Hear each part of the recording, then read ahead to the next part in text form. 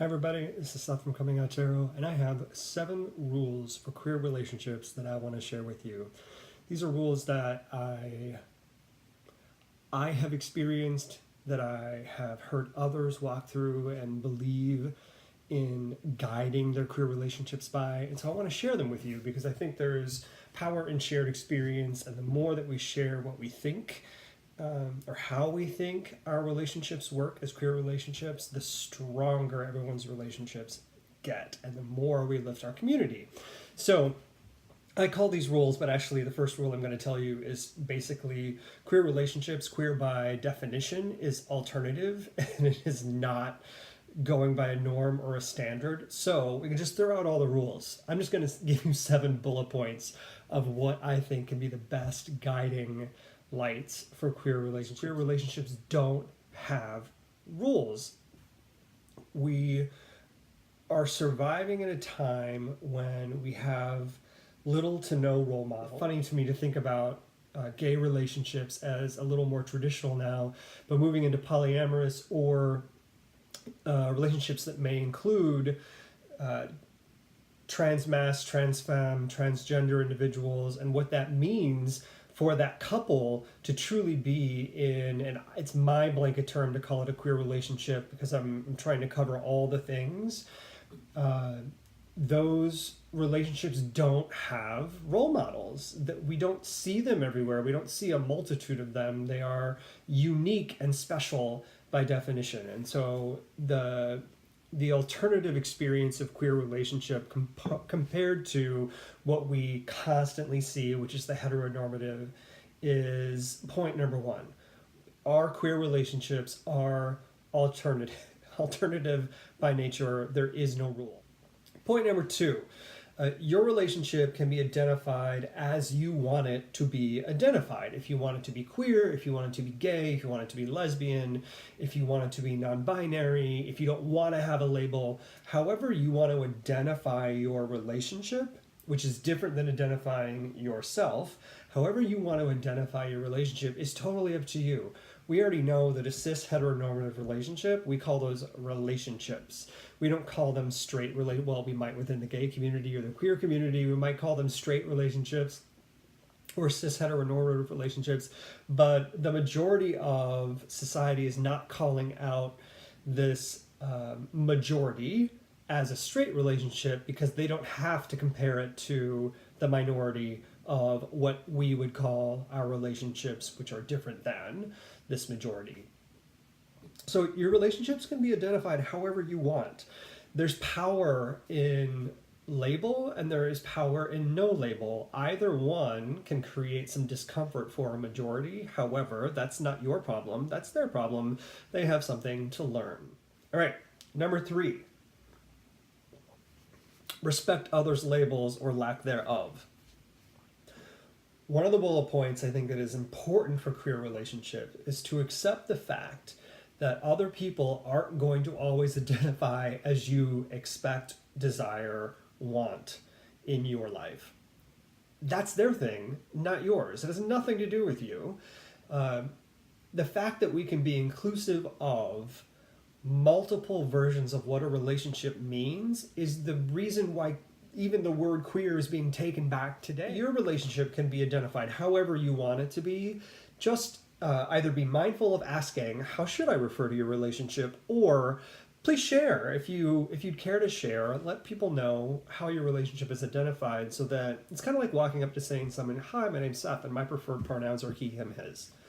You open the door to acceptance and inclusiveness. Number 4, know and reform social construct.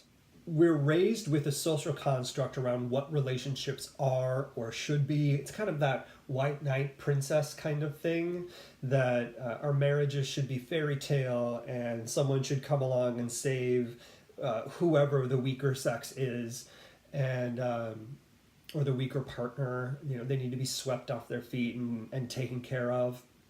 So we have this 1950s mythical social construct of what a relationship should be.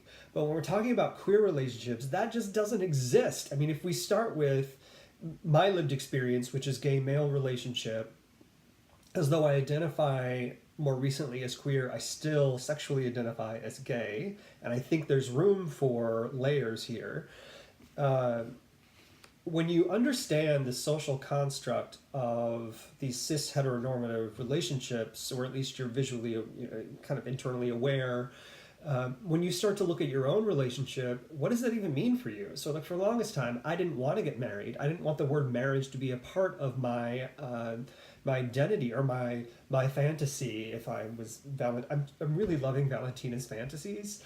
It wasn't part of my fantasy because that was my parents' thing. That was a 1950s thing. It was something that I knew I would never have, especially as I was starting to understand my own identity. I was like, well, I'll never have that because when I was growing up, it wasn't legal for gay men to get married. And I thought that would never be me. So I was trying to even then, re-identify what does it mean for me to be in a relationship? Can I actually be in a long-term one? Do I want to be in a long-term one? How do I want to understand my relationship and the social constructs that exist? But if you don't know what they are, you can't change. You know the social construct of the relationships and what people expect of them. Bullet number 5, consent. Queer relationships are built on consent, so much more than a cis heterosexual relationship. Why? Because the cis heterosexual relationship assumes that there is a role for the female and a role for the male, and consent becomes implied, even though it never should be in the first place. That's the whole reason we're going through a Me Too movement. Consent in queer relationships is something that is, I think, natural, because first you got to find your queer partner, and in doing that you have to give up something. You have to say, yes, I am, label me here, and in doing that you start a conversation that says, I agree to interact with you in this way. So consent becomes part of our social construct. Even towards sex, there is an opportunity, though it is not always taken advantage of, to say, I prefer this type of sexual relationship. I'm a bottom, you're a top. I'm a top, you're a bottom. I'm versatile. I am asexual. So there's an opportunity for consent in the beginning of the relationship and then during the relationship. I'm not going to get into all of the different forms of physical, mental, and sexual abuse that can exist in the queer community that we're not even recognizing because we assume abuse in a heterosexual cis construct. However, there's a lot to mine there. So consent in queer relationships is a huge bullet point from the beginning of meeting and the relationship starting all the way through the rest of the relationship. Number 6, we define our commitment. We define it.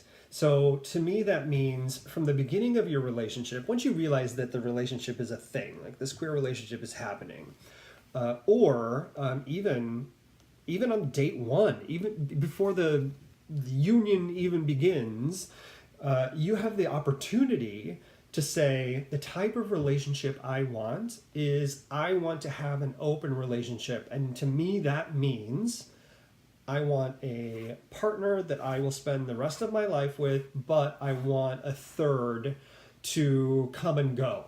Or I want a third to live in our house, and I want our relationship to be a throuple. Or I want to have an open relationship that allows us both to have sex with other partners as long as we're open in our communication. Or there's so many variations of this, right? We define our commitment to each other. Do you want to be monogamous? Do you not want to be monogamous? Do you want to be polyamorous? Do you want so many different ways to view relationships? And because we're not bound by the heteronormative, and we're allowed to be in a queer relationship, we define our commitment as we want it to be. Point number 7, do no harm. This is something that I think everybody can get behind. It is the root of our queer relationships, and it is one of the most challenging things to do. Because honestly, we get judged so much, I think it's easy for us to be a little judgy.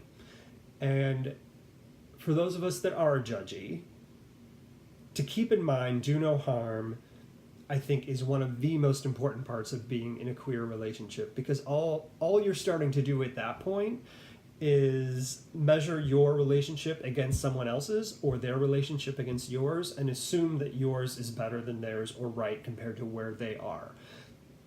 That's not the point of queer relationships. Queer relationships mean that we get the opportunity to define what they are, going back to point number one, by definition, they're alternative compared to what this heteronormative expectation is. So let's allow in the inclusiveness of our queer community and the relationships that other people want to have. Because in the end, if you're supporting the relationship, if you're supporting the care, if you're supporting the love of human beings, then we're all better for it. Recap, these rules to queer relationship, or these bullet points are, there are no rules. Your relationship can be identified as you want it to be. Respect others and their labels or lack thereof. Know and reform the social construct. Allow for consent. We define our commitment, and do no harm. All right, everybody, I hope this is helpful. If you'd like to find out more about me, you can find out more about me over at Comingouttarot.com. And if you're interested in having a tarot reading from me in order to have a stronger relationship yourself, you can find the options for that over at Comingouttarot.com/shop.